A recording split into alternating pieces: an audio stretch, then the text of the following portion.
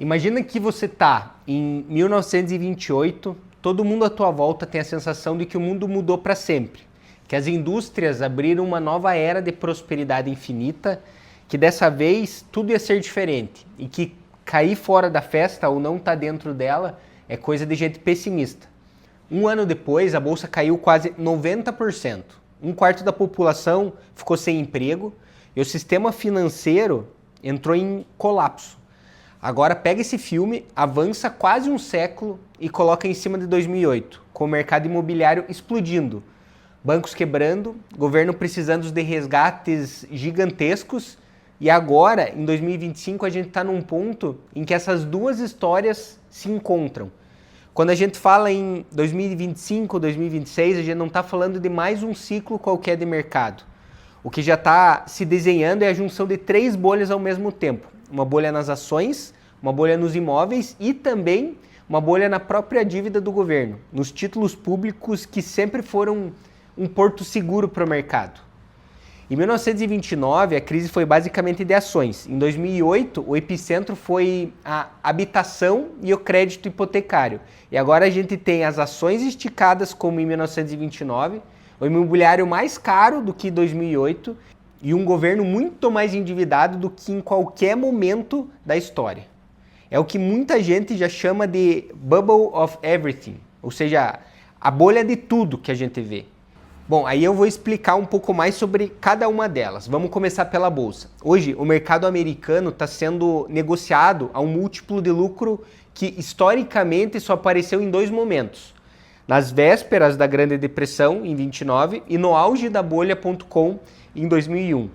Não é só um preço esticado, é um preço caro concentrado em pouquíssimas empresas. É um punhado de gigantes, aquelas 7 que todo mundo conhece de cor, que se chamam das 7 magníficas, que correspondem por cerca de 30% de todo o valor do índice. Isso significa que o mercado virou uma espécie de mesa com poucas pernas e na minha visão, se uma delas quebra, a mesa inteira acaba balançando. A Nvidia, por exemplo, virou símbolo desse excesso. Ela negocia dezenas de vezes o lucro, vale mais do que o PIB de alguns países, do que bolsas inteiras de países desenvolvidos.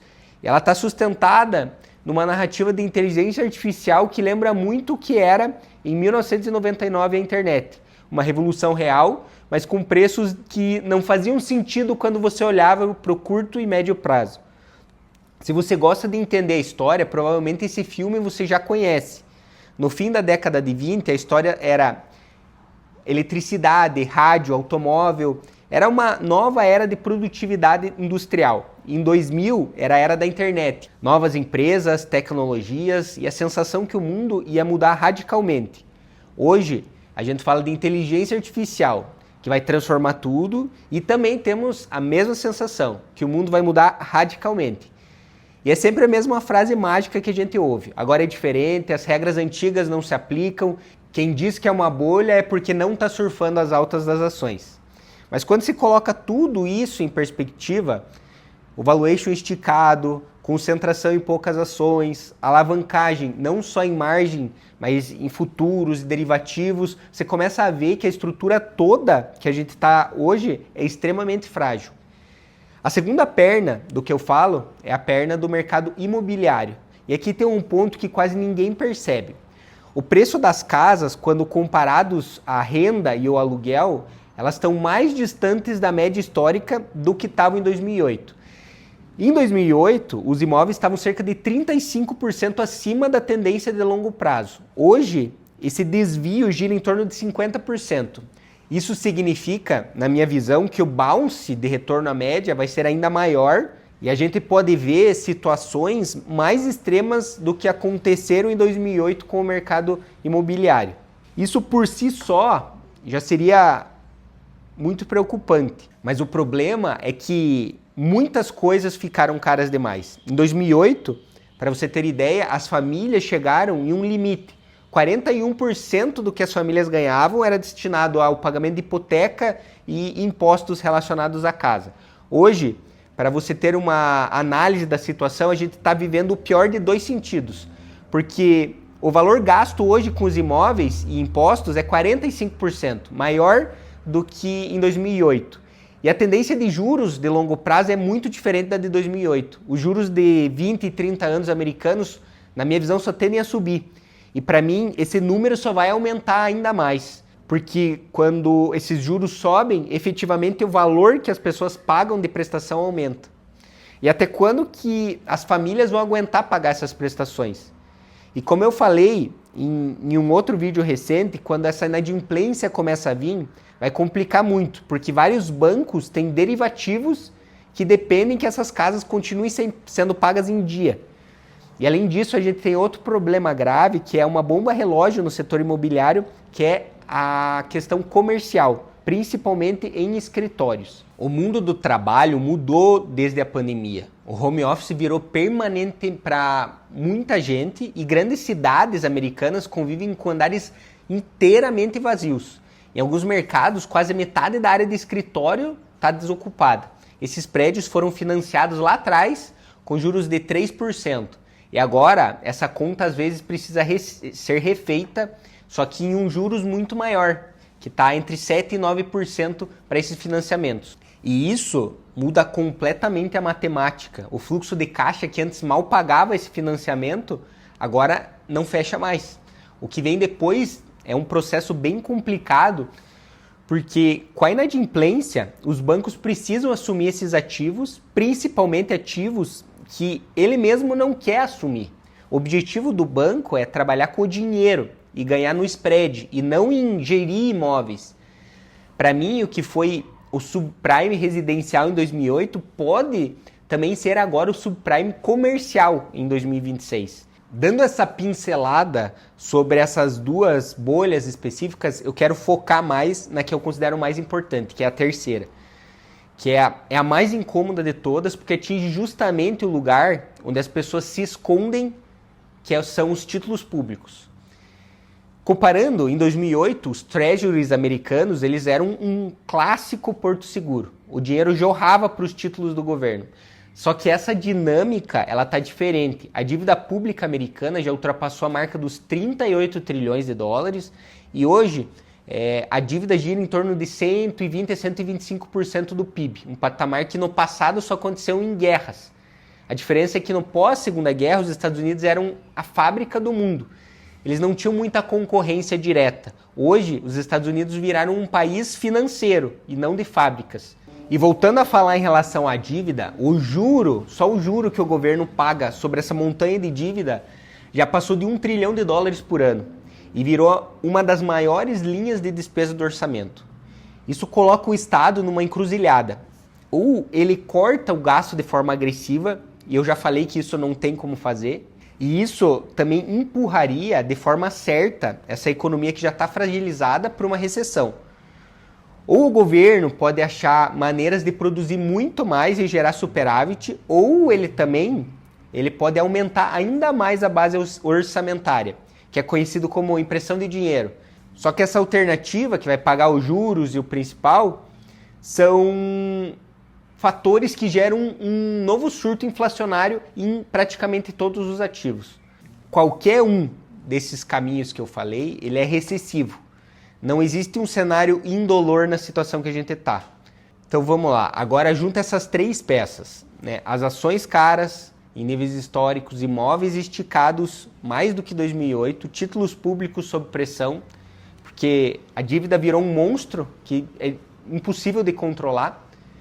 E é isso que as pessoas chamam de bolha de tudo. Não é uma bolha localizada. É o próprio sistema financeiro operando no limite dele mesmo.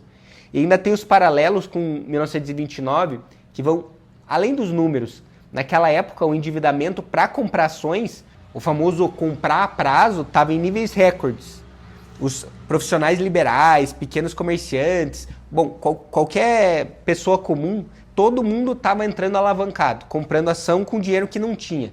Hoje a dinâmica é diferente na forma, mas é igual na essência. A alavancagem não está na conta margem tradicional. Ela se espalha por várias questões, incluindo opções, derivativos, a sensação de riqueza fácil em quem investe em ativos específicos está se repetindo igual 29. A desigualdade também volta a dar cara de forma parecida. Em 29, o 1% mais rico concentrava uma fatia enorme da renda. E o sistema dependia dos gastos e investimentos dessa ponta. Quando eles pisaram no freio, o resto da economia veio junto. E hoje essa concentração ainda é maior, só que muito mais pessoas estão diretamente expostas à bolsa e aos ativos financeiros, direta ou indiretamente. Só para você ter uma ideia, aproximadamente 70% das famílias americanas têm algum tipo de participação em ações, seja via planos de aposentadoria, fundos de investimento ou investindo direto.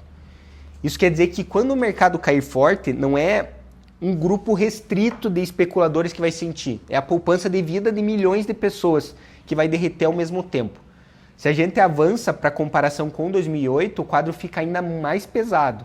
Lá atrás, o que a gente chamou de subprime estava colado no crédito imobiliário. Eram hipotecas dadas para quem não tinha condições de pagar, reempacotadas em produtos sofisticados e que os bancos repassavam para frente esse risco. O problema é que hoje o espírito do subprime não está só nas casas, se espalhou por quase tudo.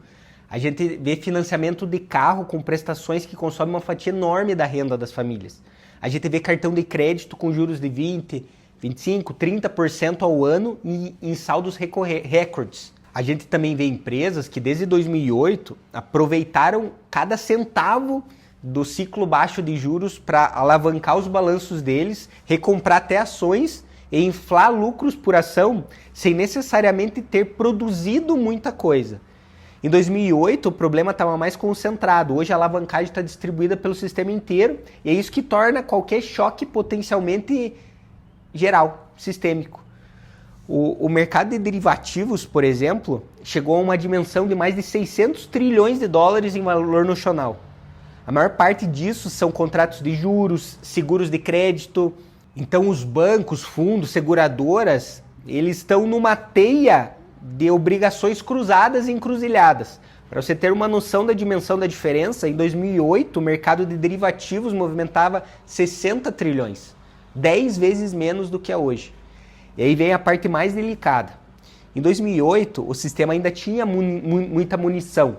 A política de imprimir dinheiro para comprar títulos, o famoso quantitative easing, ainda era novidade.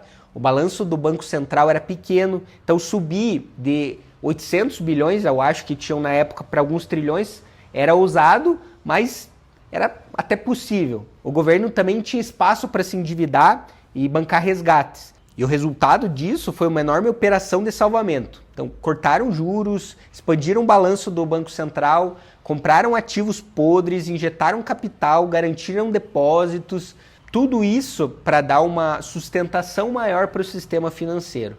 Hoje, esses truques já foram usados tantas vezes que eles perderam o efeito.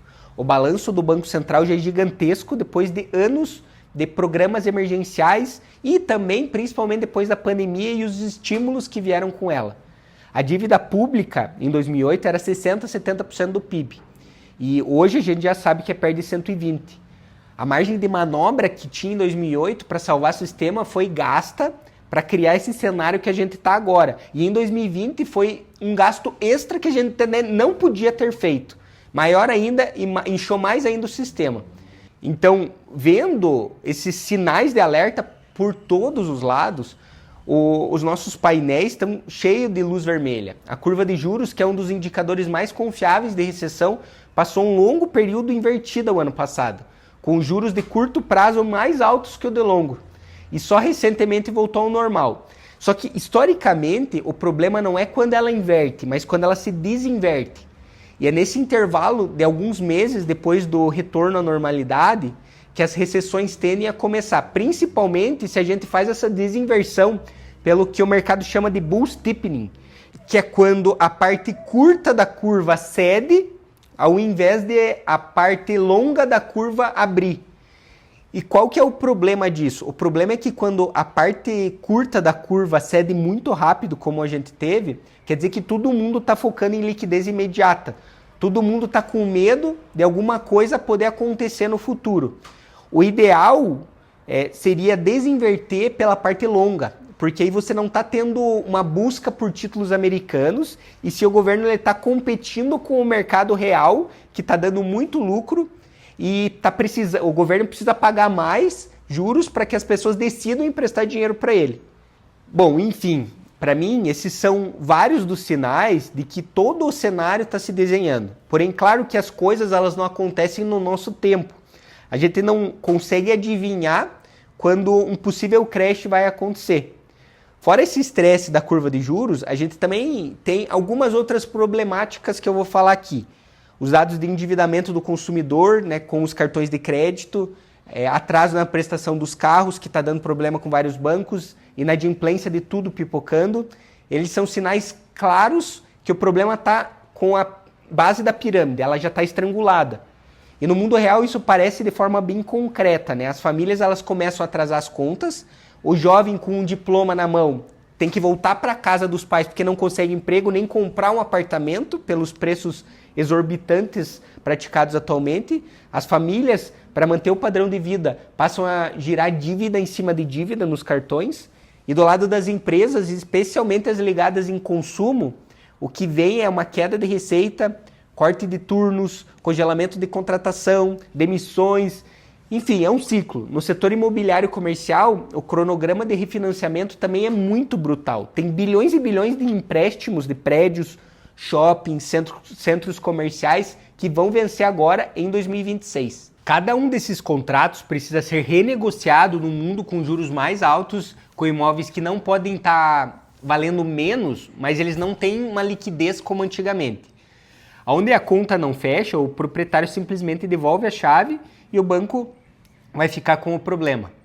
Muitas vezes o banco é um banco regional, com exposição até concentrada justamente nesses ativos. E a gente já viu alguns ensaios disso com falências bancárias até recentes com esse problema específico. Outra questão é que se os fundos de pensão também, que eles estão extremamente alocados no mercado, eles começarem a reduzir a exposição, eu acredito que uma pequena queda já vai fazer o varejo entrar em pânico. Em alguns dias, as ações mais queridinhas caindo 20% ou 30%, como elas são super concentradas nos índices, elas arrastam tudo. A queda aciona algumas chamadas de margem também, vai forçar venda em cima de venda. Fundos também vão obedecer regra de risco, vão ser obrigados a reduzir a exposição quando o mercado cai além do limite. Bom, de repente, o movimento que seria uma correção vira uma avalanche no mercado. E enquanto isso, o mercado imobiliário residencial congelando. Os vendedores que acostumaram a vender imóveis com preços irreais, eles precisam começar a baixar os preços. E quem quer comprar, vendo os juros altos e a incerteza, pensam várias vezes antes de entrar em algo. As poucas transações que acontecem ocorrem com um desconto forte e aos poucos esses novos preços vão reprecificando o mercado inteiro. Em pouco tempo, quem comprou nos 2 últimos ou 3 anos descobre que deve mais no financiamento do que o imóvel realmente vale. Em algumas regiões, quedas de 40%, 50% deixam famílias presas em casas que não conseguem vender sem assumir um prejuízo enorme. E justamente isso num ambiente de desemprego cada vez maior. As empresas pequenas e médias que dependem de bancos regionais e de crédito de curto prazo começam a sentir falta desse financiamento pela falta de liquidez. E quando esse banco aperta o crédito, o cliente necessariamente aperta o bolso. O caixa das empresas não fecha, eles precisam demitir, precisam fazer algo ou simplesmente fecham as portas. O resultado é um aumento do desemprego, uma queda na atividade econômica. No meio de tudo isso, o sistema de proteção social americano fica sobrecarregado, o governo que já está sufocado com os juros da dívida passa a ter um gasto ainda maior por causa dessa demanda enorme por seguro-desemprego, assistências e programas emergenciais, só que a base da arrecadação inteira vai cair, porque as empresas estão pegando mais leve, os lucros delas despencam, o consumo diminui e o Estado precisa empurrar e gastar mais justamente quando ele menos pode. E isso abre espaço para aquilo que a história já mostrou muitas vezes, que vai gerar uma instabilidade política e fiscal. Por isso que a tese de 2025-26 pode ser pior do que 29 e 2008 juntos. Ela não está baseada num fato isolado, mas numa combinação de fatores. Se você junta tudo, o que aparece é que é um sistema que foi empurrado no limite por décadas, com juros muito baixos, impressão de dinheiro e incentivo a essa alavancagem do mercado.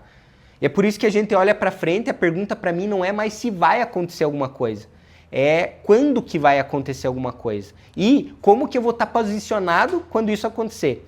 Porque quando a gente fala em queda de 60%, 70% na bolsa ou em títulos longos perdendo 60%, 80% do valor, imóveis se devolvendo boa parte da valorização que tiveram num período longo, tudo isso não é nada bonito. Na prática, muitos que iam se aposentar vão ter que alongar esse período e muitas famílias vão precisar se reconstruir do zero. E esse é o pano de fundo e a análise que eu faço.